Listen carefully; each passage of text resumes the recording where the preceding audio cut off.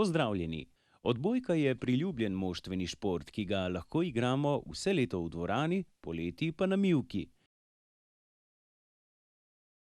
Bili smo na treningu ženskega odbojkarskega kluba Swati Comet Zreče, ki so se ga udeležile tudi gluhe odbojkarice Power Deaf Women.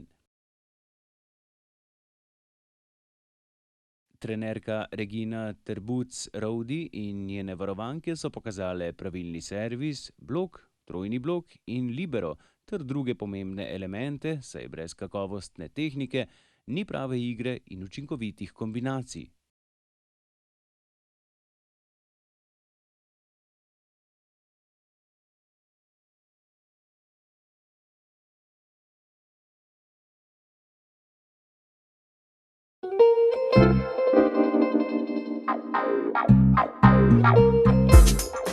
Torej, pri odbojki uporabljamo dve vrsti servisa, to sta spodnji servis in pa zgornji servis.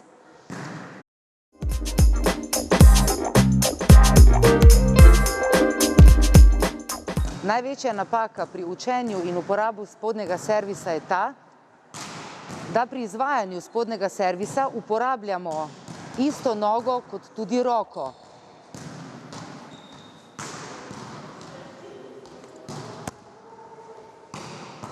Zdaj lahko pokažemo, kaj je prav. Torej, pri spodnjem servisu je vedno nasprotna noga od roke.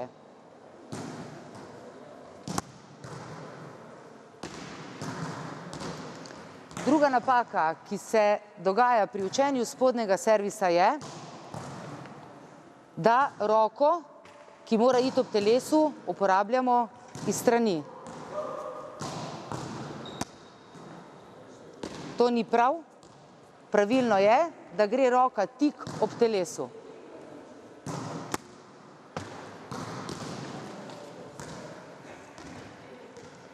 In pa tretja napaka, ki se pogosto dogaja pri učenju in uporabi spodnjega servisa, je ta, da si žogo vržemo preveč naprej. Kar vrši igrišče.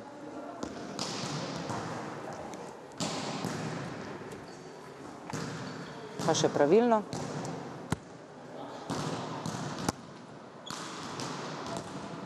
Največja napaka zgornjega servisa je enako kot pri spodnjem servisu to, da uporabljamo v izkoračenju isto nogo, s katero roko tudi serviramo.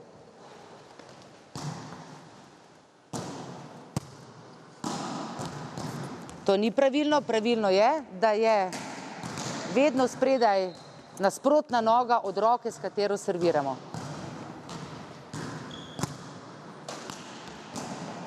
Potem je napaka pri uporabi zgornjega servisa ta, da si žogo vržemo preveč nazaj.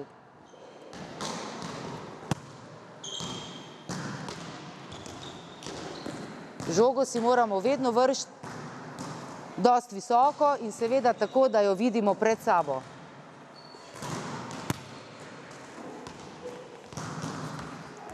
Naslednja napaka, ki se uporablja pri zgornjem servisu, oziroma ki se dogaja pri zgornjem servisu, je, da si žogo vržemo preveč naprej. Kar v igrišče. Ne gre. Torej, žoga mora biti vedno dovolj visoka in nad sabo.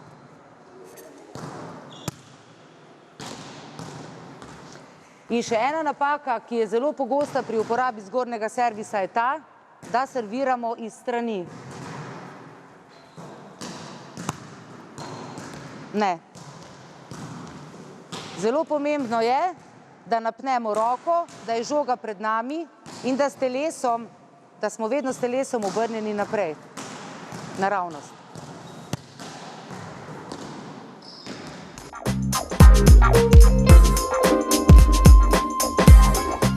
Pokazali vam bomo zdaj najpogostejše napake pri blokiranju, ki se dogajajo. In to sicer je drža rok. Roke nikoli ne smejo biti ob telesu, ampak so vedno dvigane nekje v višini ramen, kjer lahko pričakujemo, da bomo lahko zblokirali žogo. Torej, to, kar trenutno kaže Tanja, ni pravilno. Pravilno so vedno dvigane roke ob mreži. Druga najpogostejša napaka pri bloku je ta, da igralke zaradi nepravilnega stanja ob mreži ne morejo pravočasno priti do žoge oziroma do pozicije, kjer se napade žoga. In to je nepravilno stanje. Stanje na petah onemogoča hitro gibanje. Zelo pomembno pri bloku je, da so roke dvigene in rahla drža na prste.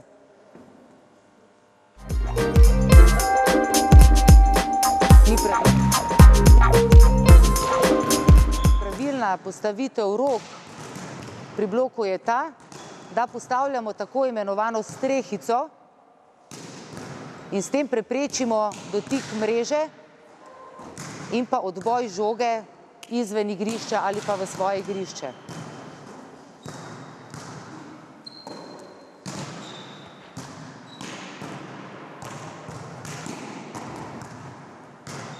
Naslednja napaka, ki jo zelo pogosto delamo, je ta, da nepravilno uporabljamo korake. Torej pri blokih, ki jih uporabljamo, kadar so podane kratke žoge, uporabljamo stranski korak. Pri blokih, kjer so žoge podane dlje, uporabljamo tako imenovani križni korak.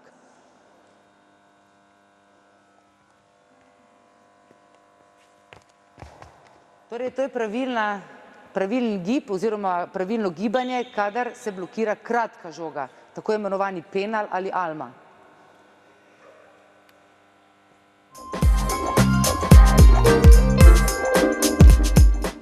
Kadar pa blokiramo žogo, ki je podana na odbojkarsko anteno, pomeni dolgo žogo, pa uporabljamo zaradi hitrosti in čim hitrejšega premika na cilj, uporabljamo tako imenovani križni korak.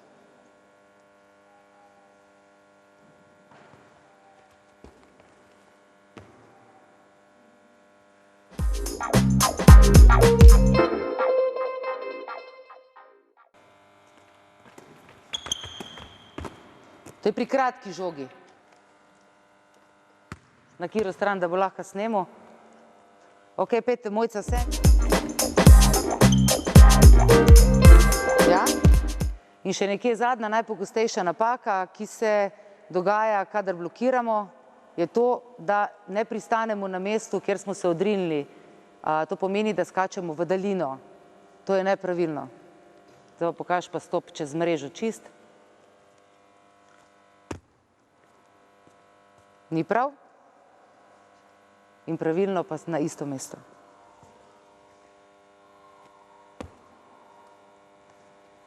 Edina napaka pri mreži je, če se dotakneš zgornjega belega roba mreže. Ti lahko žogo udariš in lahko potegneš po mreži, to ni napaka. In to ni napaka.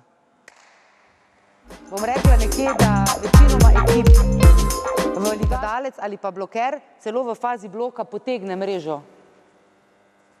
Ni napaka. Napaka je samo to. Kadar nasprotna ekipa izvaja napad iz druge linije, iz tako imenovane cone 6, takrat poskušamo, če se le da, uporabljati trojni blok. V tem primeru sredinski bloker ostaja na mestu, oba skrajna blokerja, torej bloker iz cone 2 in bloker iz cone 3, pa se mu priključita in skupaj istočasno postavijo blok. Zdaj pa lahko pokažete.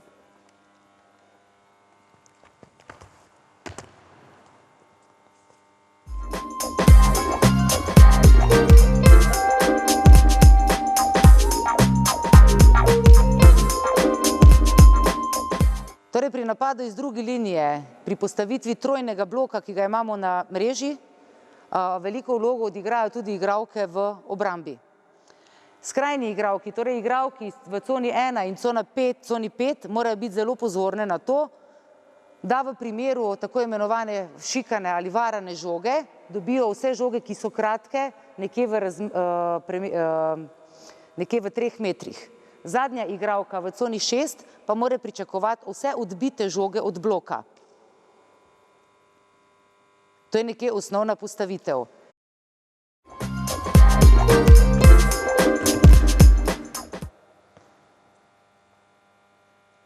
V primeru kratke oziroma šikane žoge. V primeru močnega napadalnega udarca se igralke postavijo nekje na zadnjo linijo. Lahko skočite v blok. Takrat je postavitev igralk na zadnji liniji. Okay.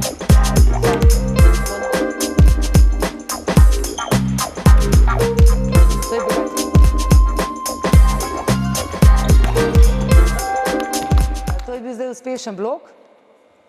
Sicer, ampak upam, da ste iz tega lahko videli tudi, kako je pomembno, da je blok sestavljen. To je prva stvar. Druga stvar pa je, da upam, da je bilo iz posnetka razvidno, kako so ostale igralke v fazi obrambe.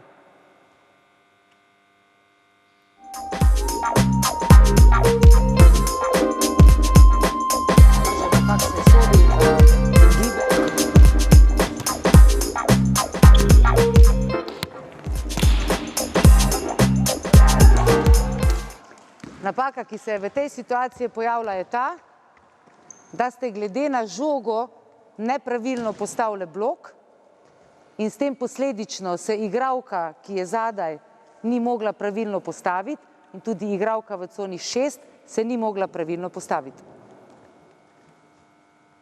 Levo roko biti na žogi, z levo. Tukaj, kjer je žoga, je leva roka. Ja? Ti kot igralka, ki si zadaj, bi se mogla postaviti malo noter, ti pa postaviti že prej. Ja?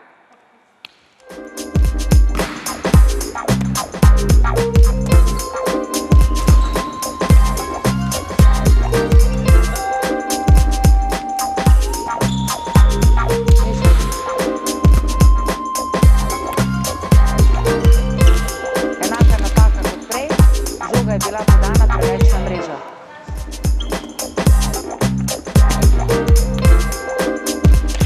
Igralka ni uspela priti na blok in s tem posledično se soigralki v igrišču nista mogli pravilno postaviti pri obrambi.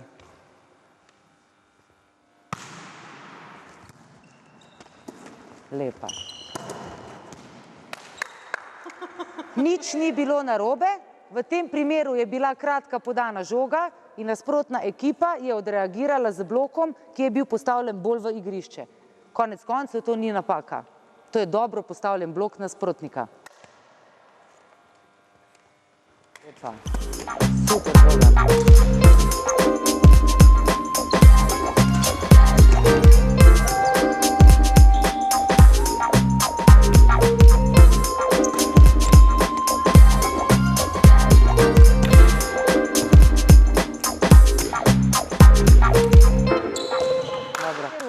Ker je bila žoga podana na mrežo, skušala žogo udariti.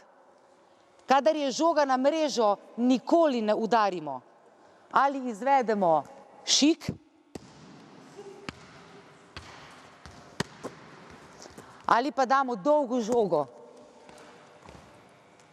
Skušamo najti prostor v igrišču, kjer ga ne pokrivajo. Nikoli žoge, nikoli, ko je žoga na mreži, ne udari. Ker boš šel, najprej boš naredil napako, da boš v mreži, in druga stvar je, da je to skoraj verjetno blok ali pa mreža. Pri sami komunikaciji v ekipi je to, da vedno veste, kje je igralka, ki podaja. Ker lahko igralka v tem primeru skoči in žogo šika. In to je zdaj naredila naša podajalka. Ja? Vedno morate vedeti, kje je tista, ki podaja.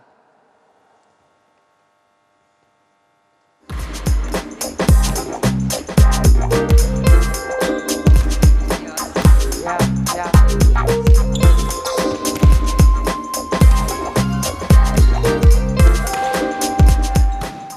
Ona ne sme gledati čez igrišče, ona mora gledati ves čas žogo. V tej situaciji je ona šla po žogo, ona je bila pa usmerjena tja. Ne, se mora obrniti in ves čas gledamo žogo. Ves čas. In se umaknemo. In se vedno umaknemo tistemu, ki žogo podaja.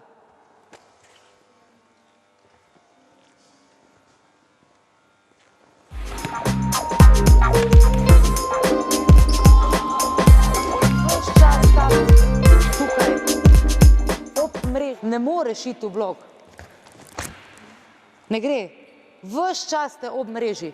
Ne tu. Tu ne. Kadar je žoga na njihovi strani. Pri sprejemu ne smeš. Roke morajo biti vedno stegene. Potem se pa umakni korak nazaj. Ja, to ne.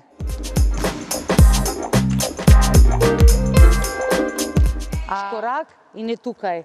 Korak in je tukaj. To ne delamo.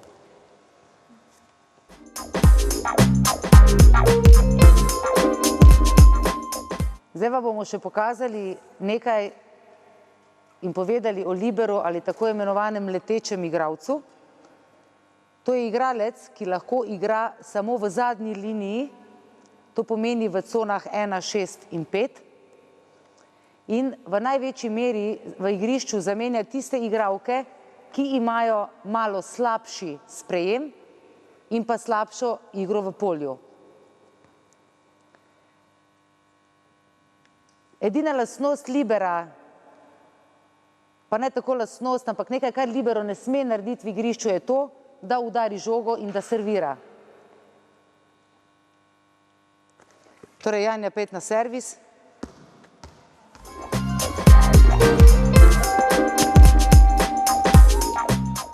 Edini igralec v ekipi, ki ne sme servirati in menja igralca v igrišču šele po njegovem servisu.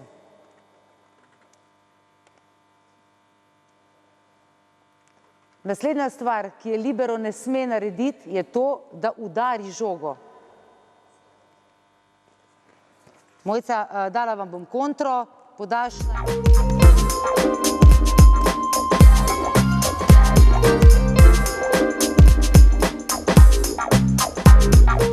Naslednja stvar, ki je libero ne sme narediti, je to, da v 3-metrskem prostoru, torej prostoru pred mrežo, poda žogo s prsti.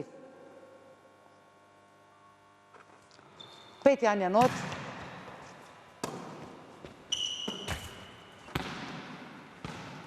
Ne sme. Lahko pa s prsti igra za 3-metrskim prostorom.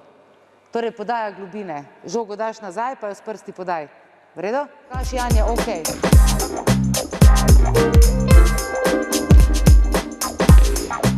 Da libero ne sme nikoli skočiti v blok.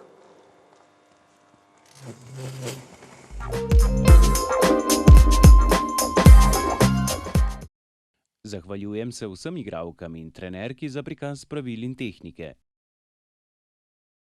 Vas pa spodbujam, da čim prej stopite na igrišče in preizkusite svoje novo znanje v odbojki. Nasvidenje.